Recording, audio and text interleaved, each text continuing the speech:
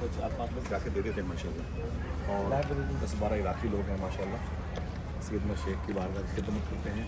और यहाँ के जो साहिब सज्जादा हैं सैयदी सरकार आफीफ गिलानी सरकार और सैयदी सरकार खालिद शाह गिलानी सरकार, अल्हम्दुलिल्लाह इन सरकारों की निगरानी में ये सब काम होता है माशाअल्लाह, अल्हम्दुलिल्लाह रब्बिल आलमीन। और ये हिस्सा यहाँ के माजी तरीक़ के जो सदर थे जिनको फांसी हुई थी, सद्दाम हुसैन ने अपनी निगरानी में इसको बनवाया था माशाअल्लाह। और ये तुर्की हुकूमत के दौर का बना हुआ है माशाअल्लाह। बिलखुसूस सैयदी सरकार खालिद शाह गिलानी और सरकार आफीफ शाह गिलानी, इन सरकारों की निगरानी में बहुत बड़े बड़े काम हुए हैं माशाअल्लाह। बड़े बड़े मशाइख़ इकराम से रवाबित और फिर लंगर खाने वगैरह में मुस्तकिल तौर पर रहने वालों को खाना पीना मिलना और सहूलियात का जो फ़ुक़दान था उसे ख़त्म किया माशाअल्लाह, अल्हम्दुलिल्लाह रब्बिल आलमीन। इसे बोलते हैं सहने कादरी, बोलते हैं कादरी आंगन बोलते हैं माशाअल्लाह, अल्हम्दुलिल्लाह। हम लोग थोड़ी देर के लिए चलेंगे गौस पाक की लाइब्रेरी में, उसकी ज़ियारत कर लेंगे इंशाअल्लाह, है ना। उसके बाद निकल के आएंगे, फिर यहाँ वहाँ ज़ियारत करा देंगे। अब तक जो है ना 11:30 बजे हुए हैं। और अगर हम चाबी मंगवा लेंगे तो आपको गौस पाक के घर के लोग जिस कब्रिस्तान में दफन हैं 5 मिनट के लिए वहाँ फातिहा होगा, बिल्कुल नहीं हो पाएगा। आप लोग आइएगा, फिर हम आपसे आगे मिलेंगे और लंगर खाना भी चलेंगे। और फिर जो है ना लंगर खाने पे जो सिस्टम है हम आपको पहले बता देंगे। एक आस्थाने पर भी चलेंगे और गौस पाक के मदरसे में भी चलेंगे, ठीक है। चलो आ गए।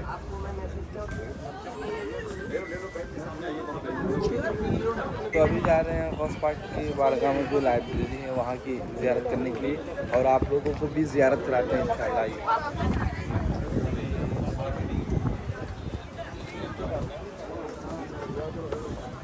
जल्दी आओ, चलो।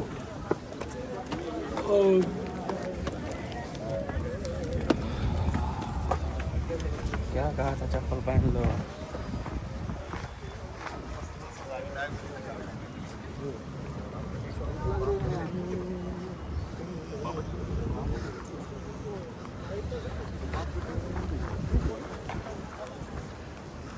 हम ज़ियारत कराएंगे बाबू शेख की, ठीक इंशाअल्लाह। अस्सलाम वालेकुम।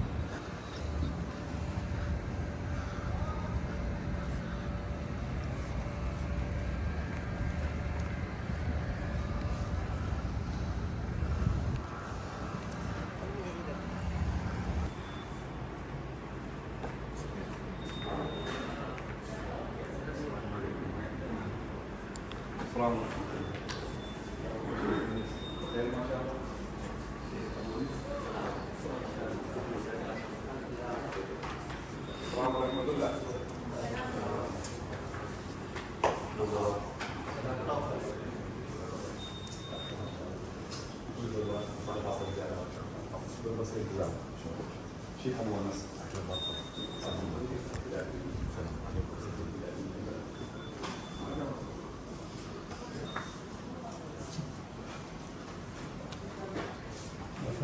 حياك الله يا شيخ، حياك الله، حياك الله، اهلا وسهلا. شيخ ابو انس غوث پاک کی لائبریری کے انچارج ہیں شیخ ابو انس ماشاءاللہ. شیخ حسین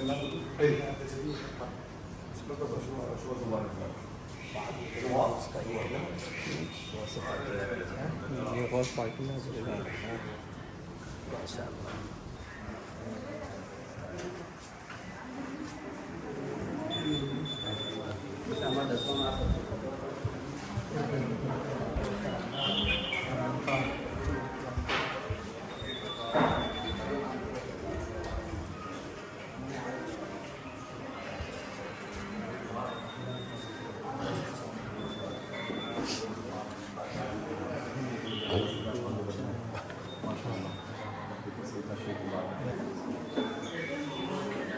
بہت مبارک لائبریری ہے الحمدللہ رب العالمین. ہم لوگ حاضر دے رہے ہیں شیخ ابو جو ہے ماشاء اللہ اس لائبریری کے الحمدللہ وہ کئی سالوں سے سیدنا شیخ کی لائبریری کی خدمت کرتے ہیں. بڑے بڑے اکابرین یہاں پر آ کے جھاڑو لگاتے ہیں اور یہاں کی لائبریری میں 1 منٹ ہی صحیح کوئی کتاب پڑھ کر کے اس نیت کے ساتھ میں جاتے ہیں کہ ہم نے بھی غوث پاک کے لائبریری میں مدرسے میں تعلیم حاصل کی ہے. یہ ساری کتابیں موجود ہیں.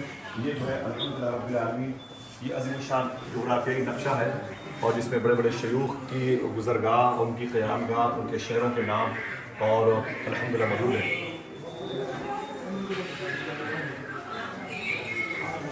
سیدنا شیخ سلمان علی نقیب الاشراف گزرے ہیں، حضور غوث پاک کے شہزادے ہیں، یہ ان کی مزار شریف ہے ماشاء اللہ۔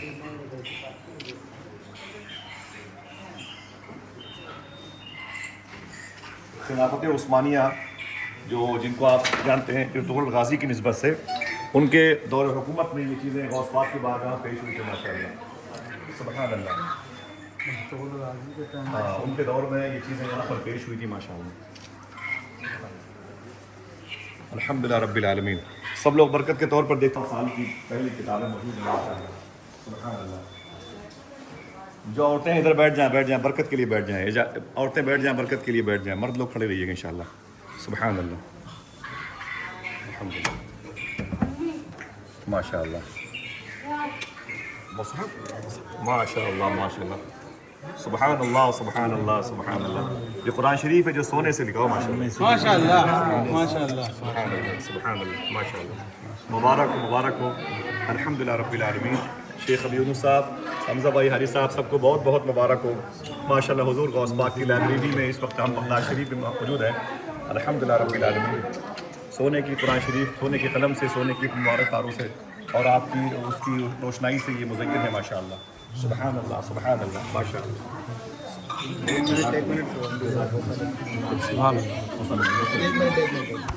ماشاء اللہ، سبحان اللہ، سبحان اللہ۔ سب ماں بہنیں بیٹھ جائیں انشاءاللہ، بیٹھ جائیں برکت کے لیے، بیٹھ جائیں سب لوگ، بیٹھ جائیں۔ کافی کافی کافی کافی کافی وکان الکافی شریف اور ایک مرتبہ الحمد شریف پڑھ لیں۔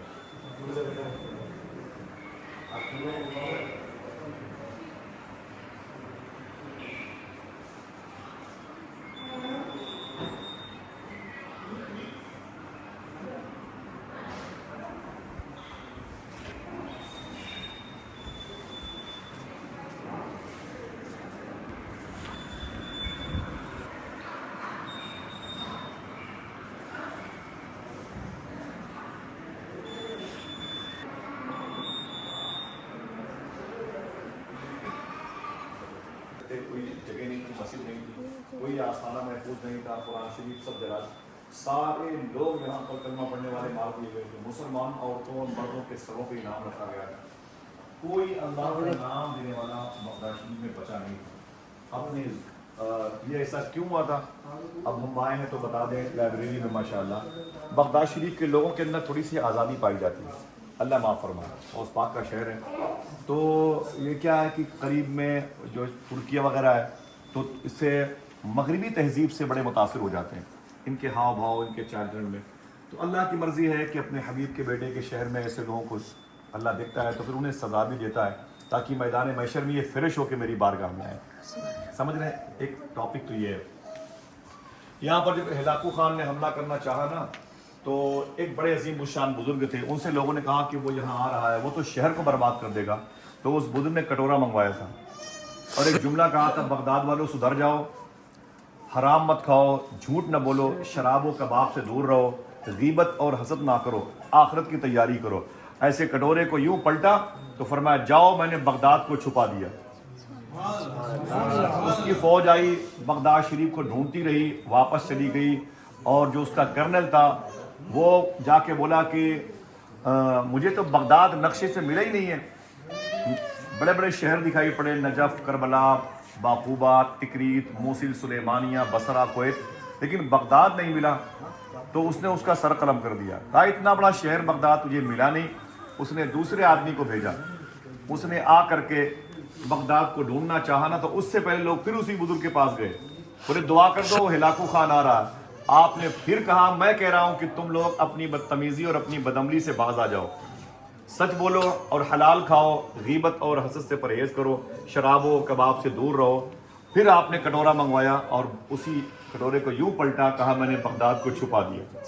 اس کی فوج آ کے ڈھونڈتی رہی، بغداد نہیں ملا، واپس جا کے کرنل نے کہا کہ مجھے بھی بغداد نہیں ملا، تو ہلاکو خان نے اس کی بھی گردن مار دی۔